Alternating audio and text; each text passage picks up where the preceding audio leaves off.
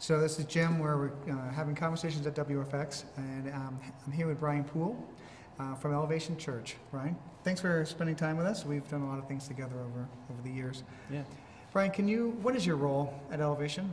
My role at Elevation is mostly overseeing the technology that we use in our live production environments. So Okay. audio, video, lighting, and then also setting standards and making sure that other staff members and volunteers are trained to operate and execute that equipment. Okay.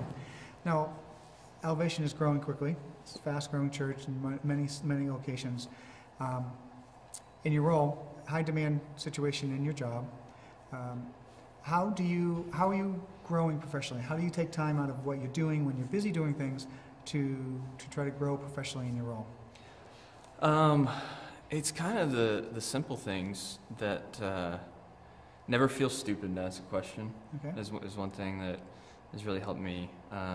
Whenever you have access to somebody, if it's a manufacturer rep, if it's an engineer, you're troubleshooting something, or if you bring in a consultant to help with a certain issue, then just rail them. Ask as many questions as you can, get as much out of that interaction as you can.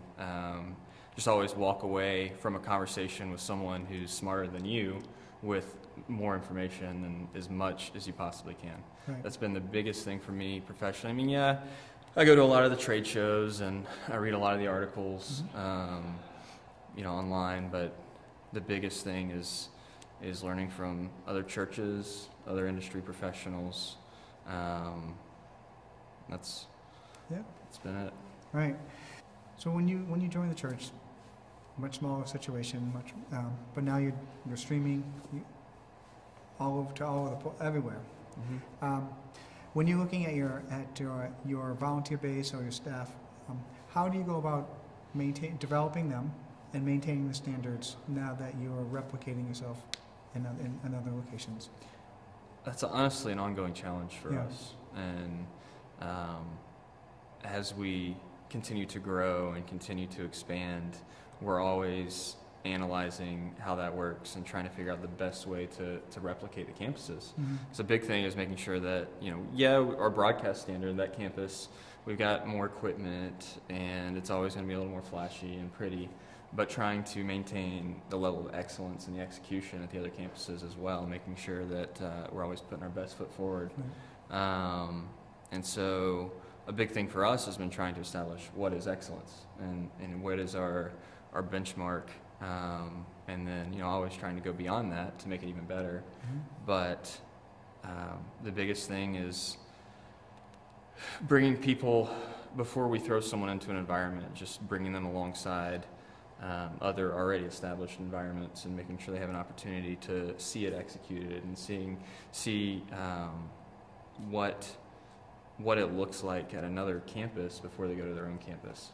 And a lot of times we find ourselves in a reactive situation when we're trying to hire someone to fill a role in production or any role within the church as we're launching these campuses. And kind of a goal for us moving forward is to stay proactive and make sure that we're hiring people, because we know we're going to need them. We know, God's not slowing down and this thing keeps moving forward. So we're going to keep launching campuses and taking new ground, so we just need to make sure we have people who are already ready to go when the opportunity presents itself. Yeah. So smaller churches who may be either approaching streaming live or they're in these efforts, since you've been with the church from the very beginning of doing the efforts and you've come so far, any advice that you would offer other churches? I don't want to use the word small, but other churches who, as they approach applying this technology, that you would say, hey, watch out for this, and that's the wrong phrase, and I'll edit this out, but what are the other churches as they approach it? What should they be thinking about?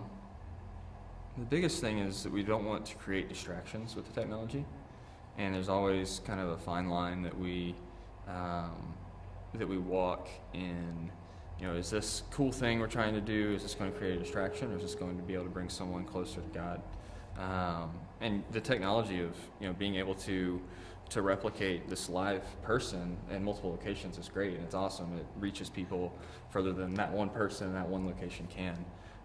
But to try to use that technology to do other things without trying it first and making sure that you can hit all the transitions in and out of that simulcast. And there's just a lot of potential for distractions to be created if it's not done well.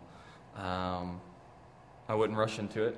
Okay. That would be the biggest thing along those lines, and to be able to try it for a few weeks and make sure, like I said, you've got the transitions. I guess the biggest thing is the transitions. We live and die in the transitions. And then to start small. Start with some sort of DVR solution where you have a buffer, and you can fast forward, rewind, whatever, to make sure that your campuses are staying in sync, but also you're not, again, creating those distractions in the transitions. Mm-hmm. Because if you've got that buffer and you can pause it when it's, here's where, we're going to take the sermon here, but let's give ourselves a few minutes, let's, continue and do another worship song, so we've got a few extra minutes of buffer here. That would be huge. Just, again, the DVR solutions that are out there are kind of priceless. Okay.